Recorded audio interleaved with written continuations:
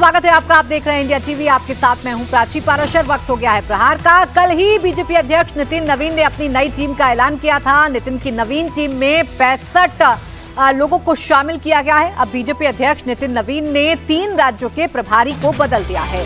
विनोद तावड़े को कल बीजेपी ने राष्ट्रीय महामंत्री बनाया और आज उन्हें उत्तर प्रदेश की जिम्मेदारी सौंप दी गई है। विनोद तावड़े के साथ जगदीश ईश्वर भाई पटेल को यूपी का सह प्रभारी बनाया गया है। इसके अलावा सतीश पूनिया को पंजाब का प्रभारी बनाया गया है। सतीश पूनिया को भी नितिन नवीन ने राष्ट्रीय महामंत्री बनाया है। साथ ही बीजेपी की सेंट्रल ऑफिस इंचार्ज तरुण चुग को नई जिम्मेदारी सौंपी गई है। तरुण चुग को गुजरात का प्रभारी बनाया गया है। आपको बता दें कि यूपी और पंजाब में अगले साल की शुरुआत में विधानसभा चुनाव होने हैं, जबकि गुजरात में 2027 के दिसंबर में विधानसभा चुनाव होने हैं। ऐसे में बीजेपी अब चुनावी राज्यों में अपनी तैयारी शुरू कर चुकी है और शुरू कर रही है। कल ही नई टीम का ऐलान होता है और इस नई टीम में शामिल अब किरदारों को उनकी जिम्मेदारी भी सौंपनी शुरू हो गई है।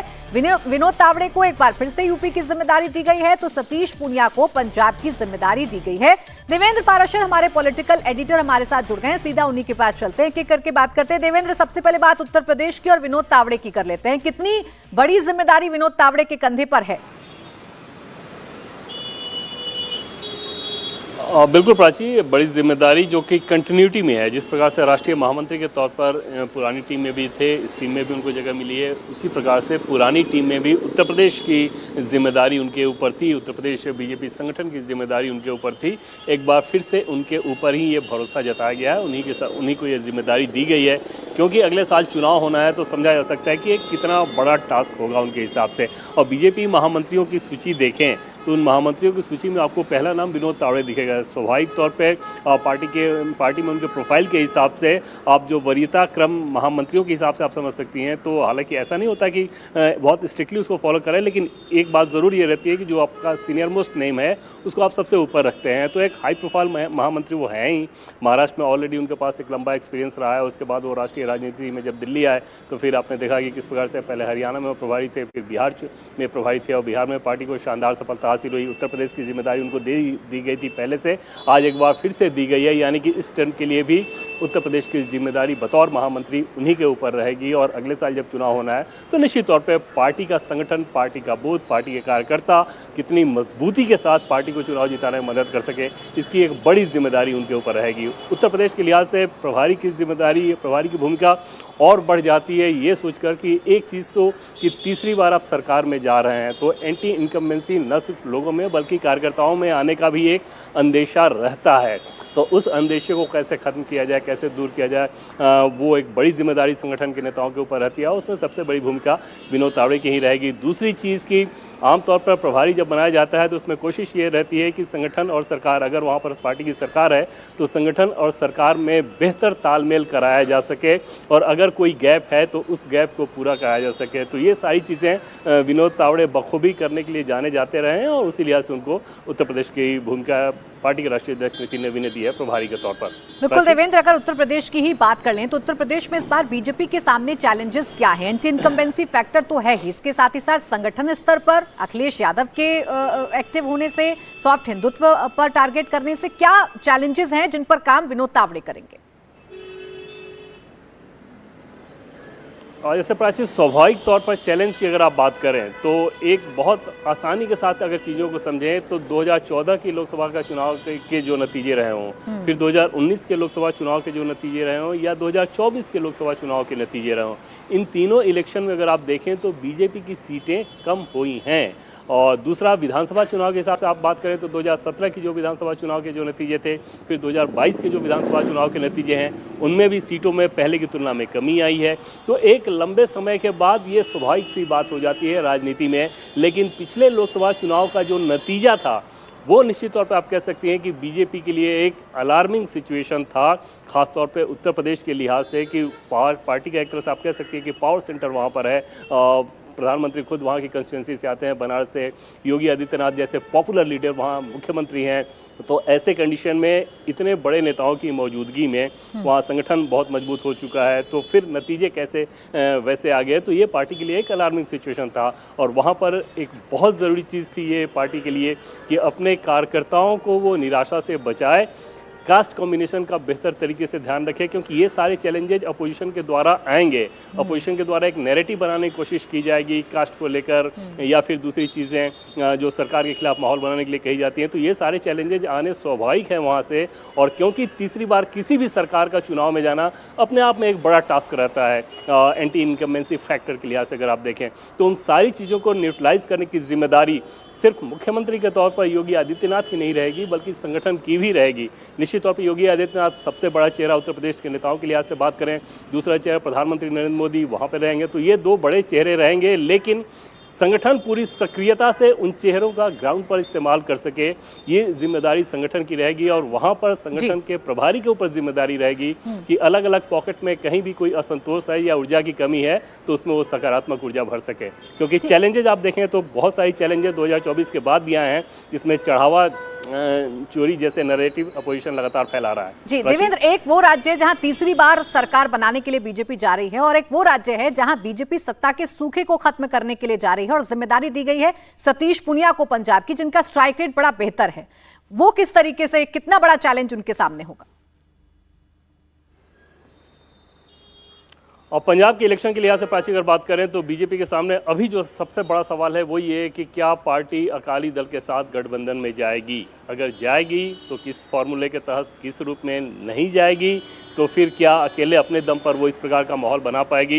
वो एक आप कह सकती हैं कि बड़ा टास्क रहेगा बीजेपी के लिहाज से। बीजेपी के लोग लगातार ग्राउंड पर काम कर रहे हैं, खासतौर पर कुछ पॉकेट्स चुनकर उसमें ज़्यादा मेहनत की जा रही है। एससी कम्युनिटी में बहुत काम किया जा रहा है, ओबीसी कम्युनिटी में बहुत काम किया जा रहा है। हरियाणा के मुख्यमंत्री को आपने देखा कि वो लगातार वहाँ पर जाके जब भी उनको मौका रहता है पंजाब में ग्राउंड पर किसी न किसी कार्यक्रम में शिरकत करते हैं। तो ये सारी चीज़ें तो की जा रही हैं। अब ऐसे में जब सतीश पुनिया को वहाँ पर, जो कि जाट कम्युनिटी से आते हैं, जाहिर तौर पर पंजाब के फितरत के हिसाब से देखें तो हरियाणा पंजाब का जो राज्य है, हरियाणा में ऑलरेडी वो प्रभारी रहे हुए हैं, तो वो फितरत को, वो तासीर को समझते हैं, और उनकी जिम्मेदारी ये जरूर रहेगी कि वहाँ पर संगठन को मजबूती दे सके, नए नए लोगों को जोड़ सकें। लेकिन बड़ा टास्क बीजेपी के लिहाज से, जो बीजेपी के बड़े नेताओं को तय करना है कि क्या अकाली दल के साथ गठबंधन होगा तो उसमें फिर विलंब क्यों हो रहा है। कुल मिलाकर 27 की तैयारियों में बीजेपी जुट चुकी है, और इन तैयारियों में पहला कदम यह है कि प्रभारियों का ऐलान कर दिया गया है। शुक्रिया आपका तमाम जानकारी के लिए देवेंद्र। और अब खबर लखनऊ से है। लखनऊ में पुलिस टीम पर हमला हुआ। पुलिस और नगर निगम की टीम पर लाठी डंडे, लोहे की जंजीर और पत्थर से अटैक किया गया। जिन लोगों ने हमला किया अब उनका हिसाब होना शुरू हो गया है। बड़ी खबर यह है कि प्रशासन अब आरोपियों पर बुलडोजर एक्शन की तैयारी कर रहा है। जिन लोगों ने अटैक किया उनकी धरपकड़ भी तेज हो गई है। आरोपियों की तलाश में जगह जगह रेड डाली जा रही है। दरअसल 16 अगस्त को लखनऊ के पारा इलाके के बादलखेड़ा बुद्धेश्वर में नगर निगम की टीम पुलिस के साथ अवैध डेयरी हटाने पहुंची थी, लेकिन इस दौरान भीड़ ने पुलिस और नगर निगम की टीम पर हमला कर दिया। वहां मौजूद लोगों ने, जिसमें महिलाएं भी शामिल थी, उन्होंने लाठी डंडे, लोहे की रॉड, लोहे की जंजीर से पुलिस और नगर निगम की टीम पर अटैक किया। नगर निगम की गाड़ियों पर पथराव करके उसे तोड़ दिया। एक लड़के ने दरोगा का गला दबाकर उसे मारने की कोशिश भी की, जबकि एक महिला ने लोहे की जंजीर से दरोगा के सिर पर वार किया है। और ये सब कुछ क्यों हो रहा था? क्योंकि पुलिस पहुंची थी अवैध अतिक्रमण हटाने के लिए।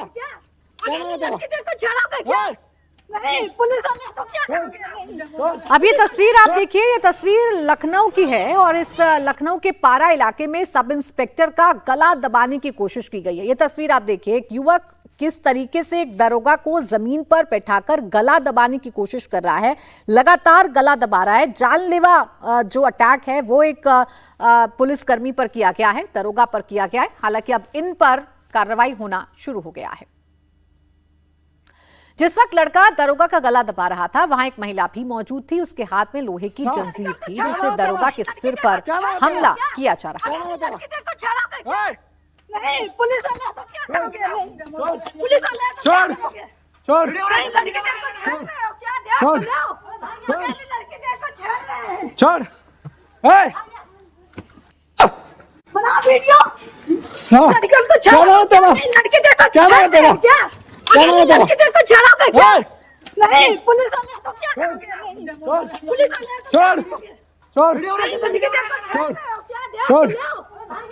अब जंजीर से सिर पर हमले की वजह से दरोगा लहूलुहान हो गया। उसकी तस्वीर भी आप देख लीजिए। दरोगा के सिर से कैसे खून बह रहा है वो आप लगातार देखिए। लोहे की जंजीर से हमला किया गया है दरोगा के सिर पर और एक पुलिसकर्मी को गला दबाकर जानलेवा हमला एक पुलिसकर्मी पर करने की कोशिश की गई है। ये वीडियो आपके सामने है। ये वीडियो पुलिसकर्मी द्वारा ही बनाया गया है।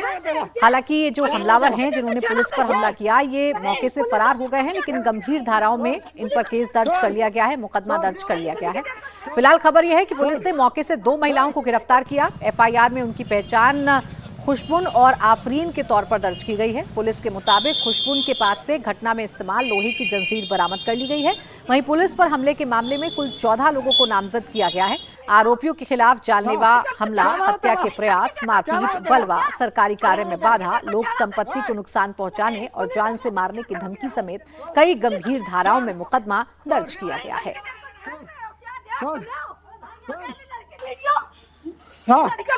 जिन लोगों पर पुलिस पर हमला करने का आरोप है उनका नाम भी सुनिए। नामजद आरोपियों में अबरार उर्फ भूरे, इमरान, सालून, सुबिल, सराफत, अतीक, आसिफ, नसीम उर्फ जालिमुल्ला, रानू, जीशान और नफीस समेत अन्य आरोपी शामिल हैं। इसके अलावा करीब 10-12 अज्ञात पुरुषों को भी मुकदमे में आरोपी बनाया गया है।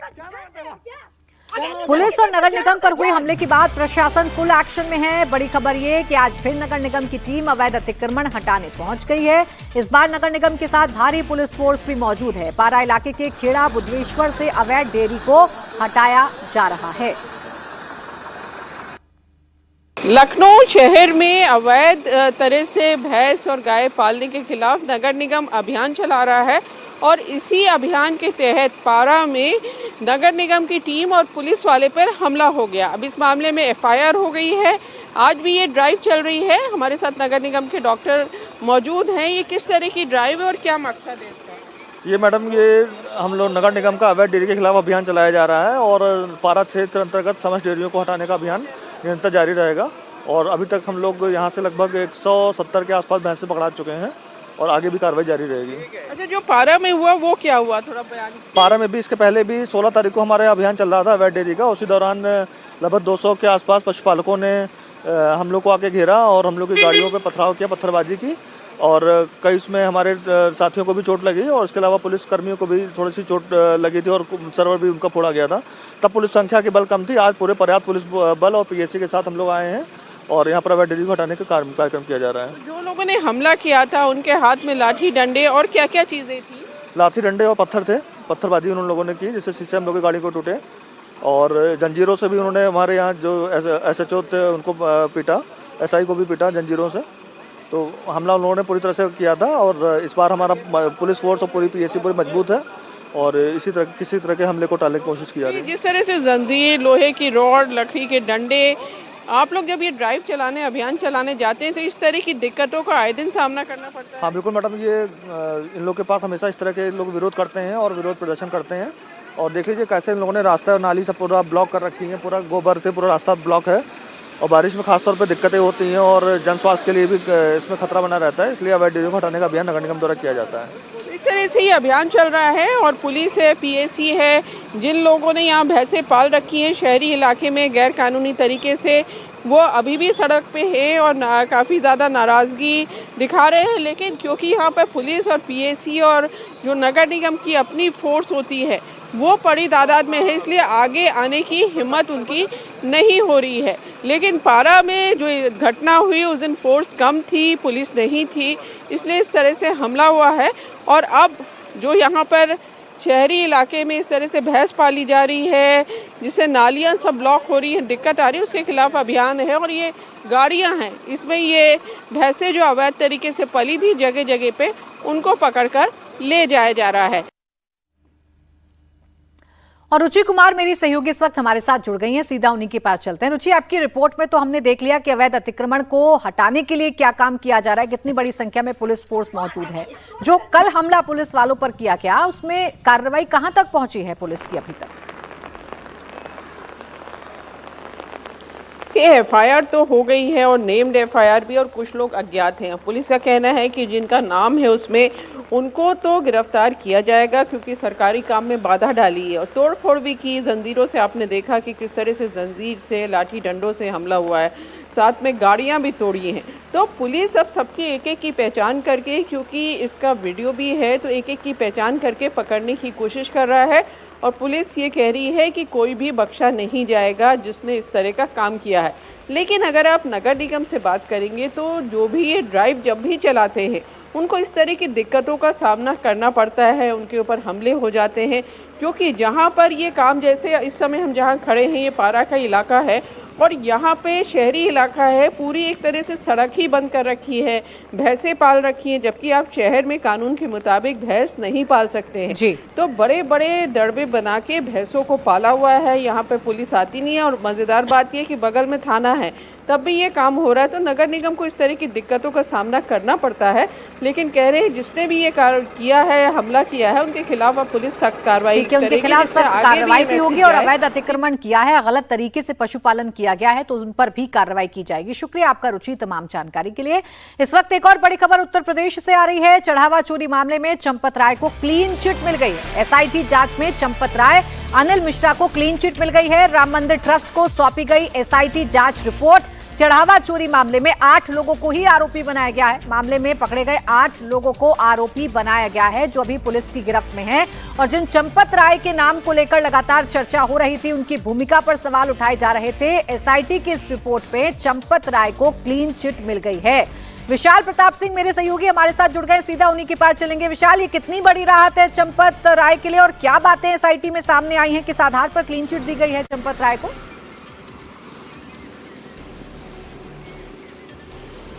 देखिए, महत्वपूर्ण डेवलपमेंट है प्राची इस पूरे मामले का, क्योंकि जिस तरीके से चढ़ावा चोरी और चंदा चोरी को लेकर के विपक्षी पार्टियां लगातार भारतीय जनता पार्टी की सरकार पर सवाल उठा रही थी। सवाल न सिर्फ राज्य सरकार पर उठा रही थी बल्कि केंद्र सरकार पर भी उठा रही थी। इसी बीच मुख्यमंत्री योगी आदित्यनाथ ने बिल्कुल साफ कर दिया था कि एसआईटी की रिपोर्ट में जो लोग भी दोषी होंगे किसी को भी बख्शा नहीं जाएगा। और इसी क्रम में जो एसआईटी की रिपोर्ट सुप्रीम कोर्ट में फाइल की गई है, उसमें फाइनल रिपोर्ट है और उसमें जो सूत्रों के मुताबिक जानकारी मिली है वो यही मिली है कि ट्रस्ट के पूर्व महासचिव चंपत राय और पूर्व सदस्य अनिल मिश्रा को क्लीन चिट दे दी गई है। यानी कि जो सीधा कनेक्शन है इन लोगों का इस पूरे गबन से, इस पूरी चंदा चोरी से, वो फिलहाल एस्टैब्लिश नहीं हुआ है। जिन 8 लोगों को इस पूरे मामले में अयोध्या पुलिस ने गिरफ्तार किया है और इस पूरे मामले की कार्रवाई की जा रही है, 8 जो आरोपी हैं वो फिलहाल जेल में है। उनके बारे में यही बताया जा रहा है कि यही वो आरोपी हैं जिन्होंने इस पूरे मामले में चंदा चोरी की घटना को अंजाम दिया था। और चंपत राय के अलावा अनिल मिश्रा से इस पूरे मामले में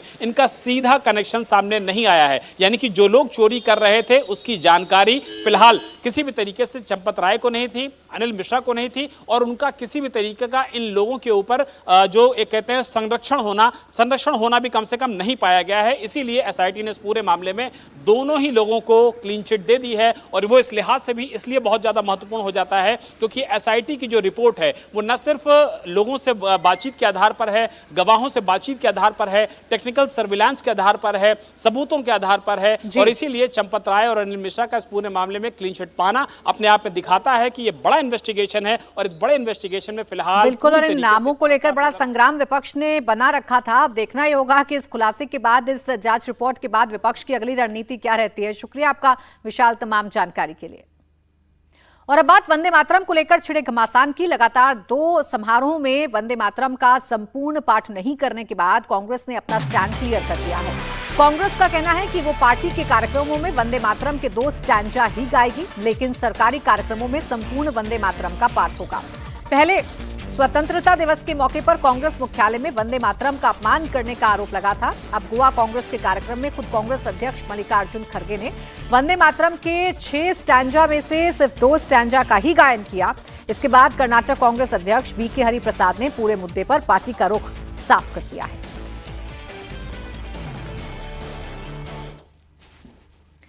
कर्नाटक कांग्रेस अध्यक्ष बीके हरिप्रसाद ने 15 अगस्त को कांग्रेस मुख्यालय में वंदे मातरम को लेकर हुए कंफ्यूजन पर सफाई दी।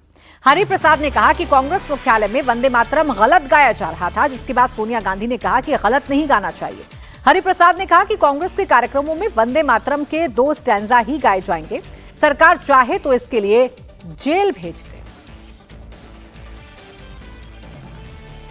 सरकारी कानून को, हम देश का कानून को मानते हैं, मगर हमारा कांग्रेस का कार्यक्रम में हम सिर्फ 2 ही स्टैंजा गाते हैं। दो ही गाते रहेंगे। दो ही गाते रहेंगे, हमको जेल भेजे, कहीं भी भेजे। हम ये जो देशद्रोही लोग हैं, उससे हम देशभक्ति सीखने का तैयार नहीं है। हम उसके खिलाफ लड़ेंगे। जो हमारा पूर्वजों ने हमको दिया है उसको आगे ले जाएंगे। तो सर क्या सरकारी जो कार्यक्रम होंगे, क्योंकि सरकार का राजकीय, वहां पर भी दो ही स्टैंजा गाए जाएंगे कांग्रेस रूल स्टेट्स में? नहीं, जो सरकारी कार्यक्रम है वो कानून हम पालन करेंगे, वो जो सरकार के ऊपर छोड़ते हैं। मगर कांग्रेस, जहां तक कि मैं कांग्रेस पार्टी का प्रदेश का अध्यक्ष हूं, मैं सिर्फ दो ही स्टैंजा गाता हूं हमारा कांग्रेस का कार्यक्रम में। सरकारी कार्यक्रम में वो सरकार जो करे वो बात अलग है। मगर ये देशद्रोही लोग हैं, आजादी के लड़ाई के खिलाफ थे, वंदे मातरम के खिलाफ थे, जनगण मन के खिलाफ थे, तिरंगा के खिलाफ थे, संविधान के खिलाफ थे। इन लोगों से हम सीखना है। अगर हम गलत है तो जेल डालने दीजिए। तो जेल जाने को तैयार हैं, लेकिन पूरा वंदे मातरम 6 स्टैंजा नहीं बजेंगे। कांग्रेस का कार्यक्रम में पूरा वंदे मातरम गाएंगे नहीं हम, पक्का है। जो गाए न गाए वो बात अलग है। जहां तक कि मैं प्रदेश कांग्रेस कमेटी का अध्यक्ष हूं, मैं कर्नाटक में इसको सिर्फ 2 स्टांजा ही गाता हूं, 4 नहीं गाता हूं। जो करना है करने दीजिए। तो कानून से ऊपर हो गए? कानून के ऊपर नहीं है। ये जो 2 चीज है, संविधान में हमारा हक है, जो हम आजादी के जो स्पिरिट है उसको मरने नहीं देंगे। आजादी का जो स्पिरिट था उसको मारने का कोशिश भारतीय जनता पार्टी कर रहा है। 15 अगस्त का कार्यक्रम था, क्या उसमें कोई कंफ्यूजन थी या असहजता था जो दिल्ली में कार्यक्रम हुआ था? कहाँ पे? दिल्ली इंदिरा भवन में जो इंदिरा भवन में कार्यक्रम हुआ, वो गलत गा रहा था लोग। तो सोनिया गांधी जी ने बोला गलत मत गाना है, ठीक गाना है करके सोनिया जी बोले हैं। और खरगे साहब ने तो 85 ईयर ओल्ड है, उसको बहुत देर खड़ा नहीं हो सकता है, तो उसको चेयर पूछा है। वहीं दिल्ली यूनिवर्सिटी के लॉ फैकल्टी में एक प्रोफेसर पर अटैक हुआ है। एक रिसर्च स्कॉलर ने प्रोफेसर को थप्पड़ मारा है। इस मामले में आरोपी छात्र के खिलाफ भी मुकदमा दर्ज कर लिया गया है। थप्पड़ कांड का सीसीटीवी फुटेज भी सामने आया है। फुटेज में दिख रहा है कि आरोपी रिसर्च स्कॉलर प्रोफेसर का इंतजार कर रहा था। जैसे ही प्रोफेसर बिल्डिंग में एंटर करते हैं, वैसे ही आरोपी छात्र प्रोफेसर पर टूट पड़ता है। हालांकि इस दौरान बीच बचाव की कोशिश भी होती है, लेकिन आरोपी हंगामा करता रहता है। प्रॉक्टर के आदेश के बाद आरोपी छात्र को निलंबित कर दिया गया है। हालांकि इसे लेकर डीयू के टीचर्स में गुस्सा है, वो शिक्षकों की सुरक्षा की मांग कर रहे हैं। तो ये तस्वीर हम आपको दिखा रहे हैं, दिल्ली यूनिवर्सिटी के लॉ फैकल्टी का ये मामला है, जहां एक रिसर्चर एक प्रोफेसर पर थप्पड़ मारता है, प्रोफेसर को थप्पड़ मारता है। ये तस्वीर आप देखिए, ये प्रोफेसर जैसे ही निकल रहे हैं, रिसर्चर वहाँ पहले से ही मौजूद था, ये छात्र पहले से ही मौजूद था और फिर प्रोफेसर पर थप्पड़ों की बौछार कर देता है। हालांकि वहाँ मौजूद जो बाकी स्टूडेंट्स थे, जो बाकी लोग थे, वो इसे पीछे करते हैं और समझाने की कोशिश करते हैं। फिलहाल इस आरोपी छात्र को निलंबित भी कर दिया गया है, लेकिन इस घटना के बाद अब डीयू के प्रोफेसर उसमें गुस्सा है और वो शिक्षकों की सुरक्षा की मांग कर रहे हैं। जाहिर बात है, अचानक से कैंपस में आकर एक छात्र एक शिक्षक पर ऐसे ताबड़तोड़ थप्पड़ों की बौछार कर दे तो शिक्षकों का गुस्सा होना जाहिर है।